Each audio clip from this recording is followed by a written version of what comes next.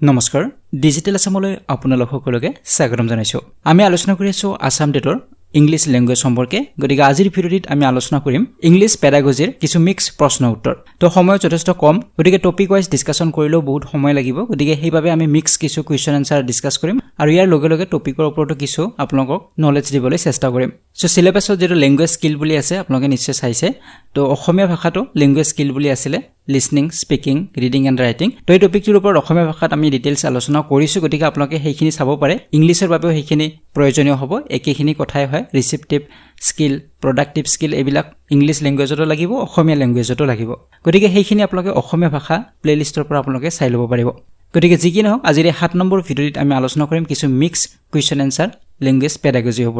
তো এতিয়া আৰম্ভ কৰিছো আজিৰ ভিডিঅ'টি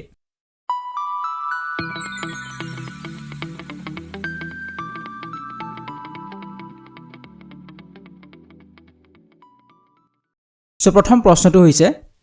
Students need to brainstorm ideas, organize, draft, edit and revise their work is a process which reflects.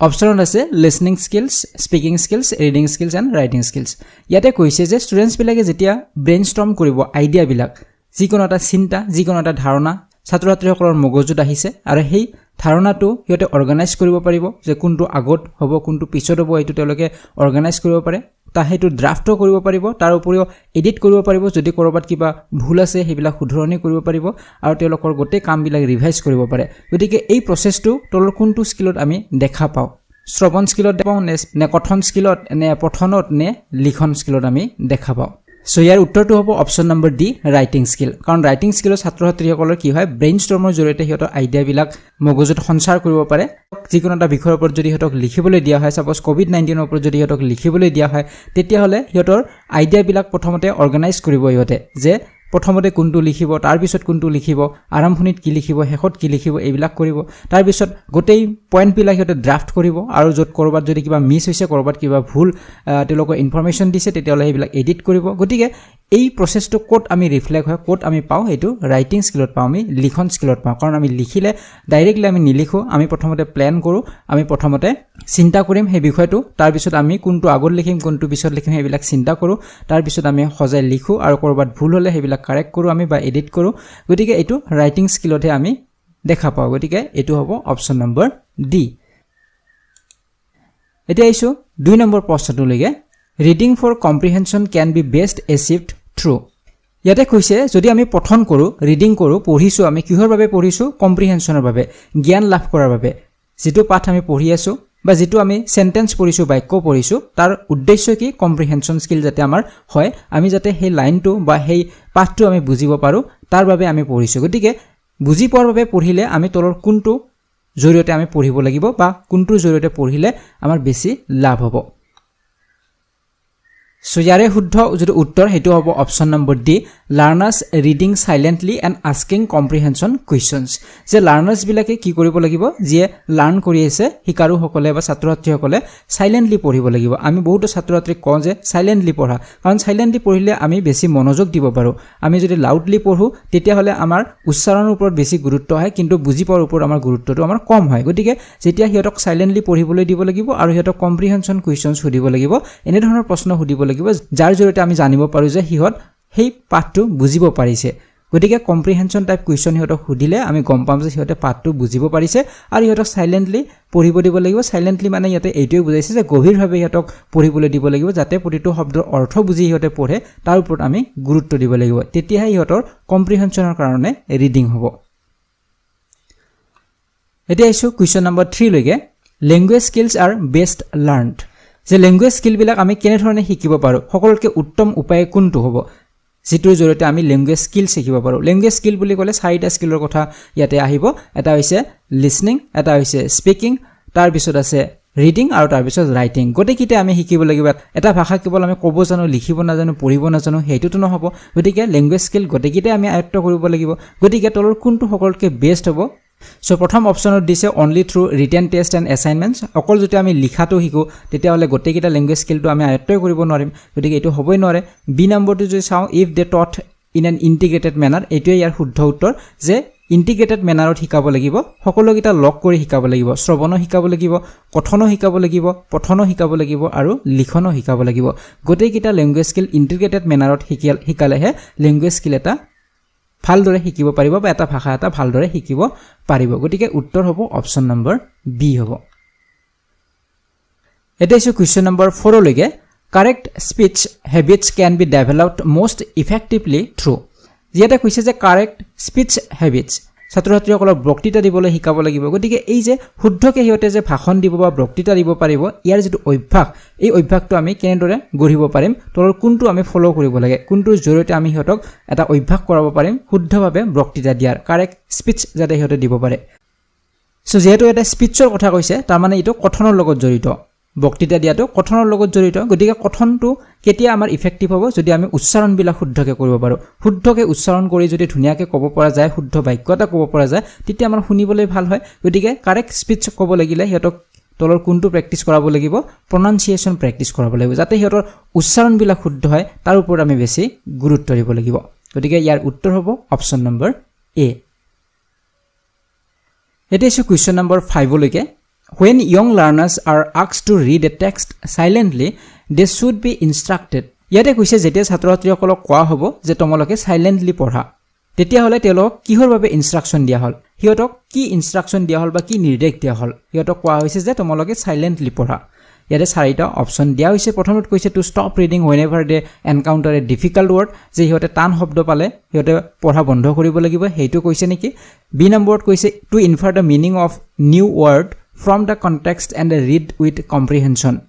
ইয়াতে কৈছে যে হিয়তে নতুন শব্দবিলাকৰ অৰ্থ বুজি পঢ়িব লাগিব আৰু ইয়াৰ কম্প্ৰিহেনশন আৰু ইয়াৰ কনটেক্সটো বুজি পাব লাগিব যে সেই পাঠটোৰ অৰ্থ কি হেতু বুজি পাব লাগিব আৰু নতুন যিবিলাক শব্দ পাব তাৰো অৰ্থ বুজি পাব লাগিব হেতু কোৱা হৈছে নেকি সি নম্বৰত কৈছে to pay special attention to grammar items যে গ্ৰামাৰত বেছি গুৰুত্ব দিবলৈ কোৱা হৈছে নেকি 4 নম্বৰত কৈছে to read fast even if they do not comprehend the meaning নে হিয়তক কোৱা হৈছে যে তোমালোকে যিমান পাৰা হিমান ফাষ্টত কবা হিমানে স্পিডত কবা যদিও তোমালোকে বুজি নপোৱা একো কথা নাই কিন্তু স্পিডত কব লাগিব হেইটো কৈছে নেকি গতিকে উত্তৰ কোনটো হ'ব অলপগতে আমি কৈছিলে সাইলেন্টলি পঢ়িবলৈ দিয়া মানে গভীৰভাৱে হিয়তক পঢ়িবলৈ দিয়া হৈছে হিয়তক অৰ্থ বুজি পঢ়িবলৈ কোৱা হৈছে গতিকে উত্তৰ হ'ব অপচন নম্বৰ বি হ'ব হিয়তে নতুন যিবিলাক শব্দ পাব সেই পাঠটো তাৰ অৰ্থ বুজি পাব লাগিব তাৰ ওপৰত তাৰ কনটেক্সটো বুজি পাব লাগিব আৰু কম্প্ৰিহেনশন তাৰ অৰ্থ বুজি পাব লাগিব গোটেই পাঠটোই কি বুজাব বিচাৰিছে হেতু বুজি পাব লাগিব সাইলেন্টলি পাঠ এটা পঢ়িবলৈ কোৱা মানে এইটোৱে বুজায় কাৰণ মই অলপগতে কৈছো যে লাউডলি পঢ়িলে আমি উচ্চাৰণৰ ওপৰত বেছি গুৰুত্ব দিও কিন্তু তাৰ অৰ্থৰ ওপৰত আমি গুৰুত্ব নিদিও গতিকে আমি যেতিয়া সাইলেন্টলি পঢ়ো আমি সকলোৱে যেতিয়া ডাঙৰ ক্লাছত আহিছো তেতিয়া সাইলেন্টলি পঢ়িছো কাৰণ আমি তেতিয়া ষ্টাডি কৰা বুলি কওঁ ষ্টাডি কৰিলে আমি সদায় সাইলেন্টলি পঢ়িব লাগিব কিন্তু আমি প্ৰাইমাৰী লেভেলৰ ছাত্ৰছাত্ৰীক দেখা পোৱা যায় যে হিয়তে লাউডলি পঢ়ে হিয়তে মেমৰাইজ কৰে হিয়তে মুখস্থ কৰি লয় তাৰ অৰ্থ বুজাৰ কাৰণে বেছি চেষ্টা নকৰে মুখস্থ কৰাৰ ওপৰত বেছি গুৰুত্ব দিয়ে গতিকে তেতিয়া লাউড ৰিডিংৰ প্ৰয়োজন হয় কিন্তু ডাঙৰ ক্লাছত আমাৰ সাইলেন্ট ৰিডিংৰ হে বেছি প্ৰয়োজন হয় যেহেতু আমি কনটেক্সট বিলাক বুজি পাব লাগে কম্প্ৰিহেনশন স্কিল আমাৰ ডেভেলপ হ'ব লাগে এতিয়া ইছু কোৱেশ্চন নম্বৰ 7 লৈকে ৰিট্ৰিয়েবল স্কিলছ ইন ৰাইটিং আৰ সো ৰাইটিংত ৰিট্ৰিয়েবল স্কিল বুলি ক'লে কোনটোক বুজায় প্ৰথম অপচনত কৈছে organising information while reading and listening B নম্বৰত কৈছে note making and note taking C নম্বৰত কৈছে ডায়াগ্ৰামিং এণ্ড সামাৰাইজিং আৰু ডি নম্বৰত কৈছে abilities to do extensive reference work ইয়াৰ যেটো শুদ্ধ উত্তৰ হ'ব হেতু হ'ব option number C diagramming and summarising আমি লিখনত যে ৰাইটিংত যেতিয়া ৰিট্ৰিয়েবল স্কিল বুলি ক'ব তাৰ মানে সামাৰাইজিং কৰাটো বুজাব বা ডায়াগ্ৰামিং কৰাটো বুজাব কেতিয়াবা আমাক বহুত ডাঙৰ এটা পাঠ দিব পাঠটো কেতিয়াবা ছাত্ৰ-ছাত্ৰীসকলক বুজাই দিয়াৰ পিছত সামাৰি হিয়তক লিখিবলৈ কোৱা হয় গতিকে হিয়তে সামাৰাইজ কৰিব সেই পাঠটো দীঘল পাঠটো হিয়তে ছুটি কৰিব গতিকে এই সামাৰাইজ কৰিবলৈ যিয়ে পাৰিব তাৰ মানে হিয়তৰ ৰিট্ৰিয়েবল স্কিল আছে গতিকে লিখনত ৰিট্ৰিয়েবল স্কিলৰ যথেষ্ট প্ৰয়োজন আছে ৰিট্ৰিয়েবল স্কিল মানে মনত ৰাখিব লাগিব ডায়াগ্ৰামিং বা সামাৰাইজিং হ'ব বস্তু এটা চমু কৰা বা ছুটি কৰাটোক বুজায় এটা ইছু কোৱেশ্চন নম্বৰ 7 লৈকে Assessing reading at class 7 can be done most effectively through a ইয়াতে কৈছে যে ক্লাস 7 ৰ ছাত্ৰ-ছাত্ৰীসকলৰ যদি পঠনৰ এসেস কৰা হয় বা মূল্যায়ন কৰা হয় যে হেতৰ পঠন কেনে ধৰণৰ হেতু যদি আমি পৰীক্ষা কৰিব লাগে তেনেহলে তলৰ কোনটোৰ জৰিয়তে আমি পৰীক্ষা এটা ল'ব পাৰিম পঠনৰ সো এক নম্বৰত কৈছে writing a 50 word book text review as a small project spoken quiz based on the meanings of word and expressions writing text based the characters and events in the story or text আৰু D নম্বৰত কৈছে an oral interview to find out how much they have read গতিকে ইয়াতে উত্তৰ হ'ব option number এ যে হিহঁতক 50টা শব্দ কিতাপৰ পৰা লিখিবলৈ দিব লাগিব আৰু এটা স্মল এটা প্ৰজেক্ট হিহঁতক দিব পাৰি সাপোজ হিহঁতক পঢ়িবলৈ দিয়া হল এটা পাঠ আৰু সেই পাঠটোৰ পৰাই 50টা শব্দ হিহঁতক লিখিবলৈ দিয়া হল গতিকে ইয়াৰ জৰিয়তে আমি হিহঁতক ৰিডিংৰ আমি এসেস কৰিব পাৰিম কাৰণ হিহঁতে যদি পঢ়িছে ৰিড কৰিছে বা শুদ্ধকে যদি হিহঁতে পঢ়িব পাৰিছে তেনেহলে হিহঁতে শুদ্ধকে লিখিব পাৰিব বহুতো ছাত্ৰছাত্ৰীয়ে পঢ়োতেই ভুল কৰি পঢ়ে যাৰ ফলত লিখতো ভুল হয় এটা বানান যদি পঢ়োতে আমাৰ ভুল হয় তেতিয়া হলে 100% আমাৰ লিখতে সেই বানানটো ভুল হ'ব গতিকে উচ্চাৰণ বিলাক শুদ্ধকে পঢ়িব পাৰিছে নে পৰা নাই সেইটো আমি লিখনৰ জৰিয়তেও পৰীক্ষা কৰিব পাৰো যদি হিহঁতক সেই শব্দবিলাক লিখিবলৈ দিয়া হয় গতিকে ইয়াৰ উত্তৰটো হ'ব অপচন নম্বৰ এ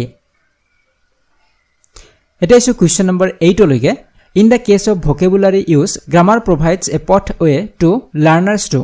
So ইয়াতে কৈছে যে যেতিয়া আমি vocabulary ব্যৱহাৰ শিকাম যেতিয়া শব্দবিলাকৰ ব্যৱহাৰ আমি ছাত্ৰছাত্ৰীসকলক শিকাম তাৰ লগে লগে যদি আমি গ্ৰামাৰো দিব পাৰো গ্ৰামাৰো হিহঁতক যোগান ধৰিব পাৰো বা গ্ৰামাৰৰ জ্ঞান দিব পাৰো তেনেহলে এই গ্ৰামাৰৰ জ্ঞানে হিহঁতক কোনফালে লৈ যাব বা কোনফালে দিশ এটা দেখুৱাব Option 8 কৈছে speak in formal situations with greater accuracy and confidence B কৈছে retell listening inputs into oral output C number কৈছে combine lexical items into meaningful and communicative expression আৰু D কৈছে draft formal pieces of writing in higher classes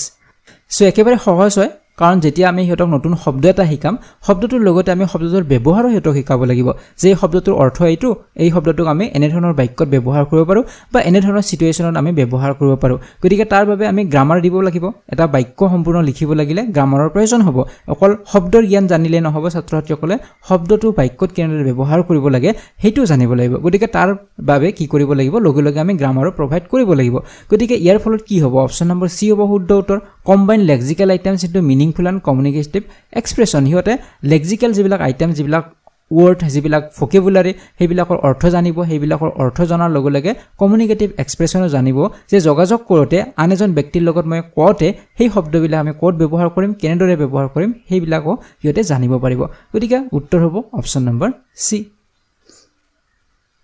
এটা আছে question number 10 লৈকে Among the four language skills, which pair constitutes the reinforcement skills? ইয়াতে কৈছে তলত চাৰিটা ল্যাঙ্গুৱেজ স্কিলৰ কথা দিয়া আছে আৰু ইয়াৰে কোন দুটা reinforcement skill বুলি কোৱা হয় ইয়াৰে কোন দুটা reinforcement skills বুলি কোৱা হয় গতিকে reinforcement skill মানে ইয়াতে productive skillৰ কথা ইয়াতে কোৱা হৈছে যিবিলাক active skill বুলিও আমি জানো গতিকে আমি চাব লাগিব যে কোনবিলাক productive skill হয় তো আমি আগত আলোচনা কৰিছিলো যদি আপোনালোকে হেবিলাক ভিডিও চোৱা নাই তেনেহলে হেবিলাক ভিডিও চাই লওক তেতিয়া বেছি ভালদৰে আপোনালোকে কনসেপ্ট বিলাক ক্লিয়াৰ হ'ব গতিকে প্ৰডাক্টিভ স্কিল সদায় হয় স্পিকিং আৰু ৰাইটিং যেটো অপচন নম্বৰ ডি আছে যে কথনৰ সময়ত যেতিয়া আমি কথন কৰিম তেতিয়া আমাৰ স্কিলটো প্ৰডাক্টিভ হয় কিয় কাৰণ আমি মগজুৰে চিন্তাও কৰি থাকিব লাগিব আৰু মুখেৰে কৈ থাকিব লাগে আমি একো নভবাকে কথা ক'ব নোৱাৰো আমি ভাবি ভাবি ক'ব লাগিব মগজু আমি ব্যৱহাৰ কৰিবই লাগিব গতিকে সেইভাবে এটো কি হয় প্ৰডাকশন হয় গতিকে ইয়াক প্ৰডাক্টিভ স্কিল বুলি কোৱা হয় বা ৰিইনফোৰ্সমেন্ট স্কিল বুলিও কোৱা হ'ব ঠিক তেনেদৰে ৰাইটিংত লিখাৰ সময়তো আমি তো চিন্তা কৰিয়ে লিখিব লাগিব চিন্তাও কৰি আছো আমি লিখিও আছো একো চিন্তা নকৰাকৈ আমি একো লিখিব নোৱাৰিম গতিকে এইটো প্ৰডাক্টিভ স্কিলৰ ভিতৰত পৰে এক্টিভ স্কিল বুলিও কোৱা হয় বা ৰিইনফোৰ্সমেন্ট স্কিল বুলিও কোৱা হ'ব গতিকে ইয়াৰ উত্তৰ হ'ব অপচন নম্বৰ ডি আৰু যদি আমাক ৰিসেপটিভ স্কিলৰ কথা হতে পেসিভ স্কিলৰ কথা হতে তেতিয়া হ'ব আমাৰ ৰিডিং আৰু লিসনিং যেটো অপচন নম্বৰ এ আছে এটা আছে আজিৰ ভিডিঅ'ৰ শেষৰ প্ৰশ্ন কোৱেশ্চন নম্বৰ 10 লৈকে The assessment of students' writing should most importantly focus on. ইয়াতে কৈছে যেতিয়া আমি ছাত্ৰছাত্ৰীসকলৰ লিখনৰ মূল্যায়ন কৰিম এসেসমেন্ট কৰিম বা হিহঁতৰ মূল্যাঙ্কন কৰিম কিহৰ মূল্যাঙ্কন কৰাৰ কথা কৈছে ৰাইটিংৰ লিখনৰ তেতিয়া আমি তলৰ কোনটোৰ ওপৰত বেছি গুৰুত্ব দিব লাগে অপচন 8 কৈছে keeping to the word limit B কৈছে ইউজিং ইডিয়মছ এন্ড মেটাফৰ্স আৰু সি নম্বৰ কৈছে কাৰেক্ট স্পেলিং এন্ড গ্ৰামাৰ আৰু ডিট কৈছে এক্সপ্ৰেছনছ এন্ড আইডিয়াজ গতিকে যেহেতু লিখনৰ আমি মূল্যাঙ্কন কৰিব লাগিব পৰীক্ষা ল'ব লাগিব গতিকে আমি কিহৰ ওপৰত বেছি গুৰুত্ব দিব লাগিব হেতু হ'ব option number D expressions and ideas কাৰণ হিহঁতৰ আমি এক্সপ্ৰেছন বিলাক চাব লাগিব আৰু হিহঁতৰ আইডিয়া বিলাক চাব লাগিব হিহঁতে মনৰ কথাখিনি কেনেদৰে এক্সপ্ৰেছ কৰে কেনেদৰে প্ৰকাশ কৰে লিখনৰ জৰিয়তে হেতু বেছি গুৰুত্বপূৰ্ণ আৰু হিহঁতৰ আইডিয়া বিলাক ফুটাই হিহঁতে লিখিব পাৰিছে নে পৰা নাই হেতু সকলকে বেছি গুৰুত্বপূৰ্ণ আমি যিকোনো এটা বিষয়ৰ ওপৰত ছাত্ৰছাত্ৰীসকলক যেতিয়া লিখিবলৈ দিম সেই বিষয়টোৰ ওপৰত সেই বিষয়টো হিহঁতে উপস্থাপন কৰিব পাৰিছে নে পৰা নাই সেই বিষয়টো হিহঁতে এক্সপ্ৰেছ কৰিব পাৰিছে নে পৰা নাই লিখনিৰ জৰিয়তে হেতু প্ৰকাশ কৰিব পাৰিছে নে পৰা নাই হেতু সকলকে ইম্পৰ্টেন্ট বা হিহঁতৰ যি মনত আইডিয়া আছে বা ধাৰণা আছে সেই বিষয়টো লৈ সেই বিষয়টো হিহঁতে বা সেই আইডিয়াখিনি উপস্থাপন কৰিব পাৰিছে নে পৰা নাই হেতু সকলকে ইম্পৰ্টেন্ট হয় বাকি গ্ৰামাৰৰ ভুল থাকিব সেইবিলাক থাকিব সেইবিলাকও ইম্পৰ্টেন্ট হয় কিন্তু সেইবিলাক কম ইম্পৰ্টেন্ট সকলকে বেছি ইম্পৰ্টেন্ট হৈছে হিহঁতৰ মনৰ ভাববিলাক হিহঁতে এক্সপ্ৰেছ কৰিব পাৰিছে না পৰা নাই হেতু সকলকে ইম্পৰ্টেন্ট হয় গতিকে এইবিলাক ল্যাঙ্গুৱেজ স্কিলৰ ওপৰত এনে ধৰণৰ কোৱেশ্চনছ বিলাক আহিব গতিকে কোৱেশ্চন কমন পৰাৰ কথাটো নাইয়ে আপোনালোকে কনসেপ্ট বিলাক ক্লিয়াৰ কৰিব তেতিয়া যিকোনো কোৱেশ্চন আহিলে আপোনালোকে এনসাৰ কৰিব পাৰিব সো ইয়াৰ পিছত আমি আৰু কিছু কোৱেশ্চন এনসাৰ আলোচনা কৰিম গতিকে আজি ভিডিওটি ইমানেই আছিল যদি ভিডিওটি ভাল লাগিছে লাইক আৰু শেয়াৰ কৰিব যদি এতিয়াও চেনেলটি সাবস্ক্ৰাইব কৰা নাই তেনেহলে চেনেলটি সাবস্ক্ৰাইব কৰক আৰু কাষতে থকা বেল আইকনটি প্ৰেছ কৰিবলৈ একেবাৰে নপৰিব আজিলৈ বিদায় লৈছো ধন্যবাদ